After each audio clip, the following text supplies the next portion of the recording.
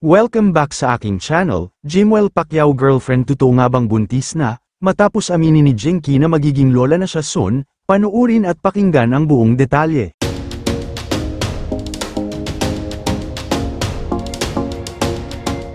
Mukhang magiging lolo't lola na nga ang mag-asawang Jinky at Manny Pacquiao dahil usap-usapan ngayon na buntis na ang napakagandang girlfriend ni Jimwell.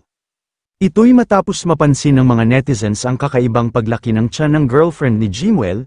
Inakala ng iba na hindi ito buntis, pero ang totoo pala ay nagdadalang tao na pala ito.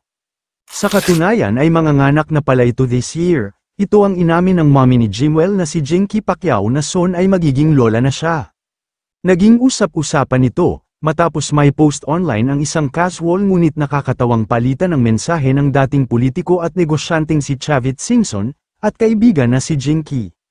Ang video, na lumabas sa opisyal na Facebook page ni Chavit, ay mabilis na nakakuha ng atensyon mula sa mga netizens, na pumukaw ng mga reaksyon sa mga social media platform. Sa clip, makikita si Chavit na dumating at magiliw na binati si Jinky at ang kanyang kambal na kapatid na si Janet Zamora. Gayunpaman, ang tunay na nakakuha ng atensyon ng ilang manunood ay ang prangka at magaan na pahayag ni Jinky sa kanilang pag-uusap, na inamin na magiging lola na siya. Aniya, magiging lola na ako, kaya pala madami ang nakapansin na madalas nang kasama ng pamilya Pacquiao ang girlfriend ni Jimwell, ito'y dahil magiging parte na pala ng kanilang pamilya, dahil buntis na ito.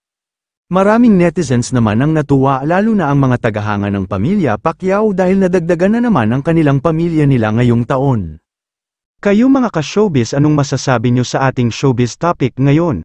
Kung may opinyon kayo ay magkomento lang kayo sa aking comment section. At syempre kung bago pa lang kayo sa aking channel ay mag-subscribe na kayo para lagi kayong updated sa mga showbiz trends na ina-upload ko. Maraming salamat po.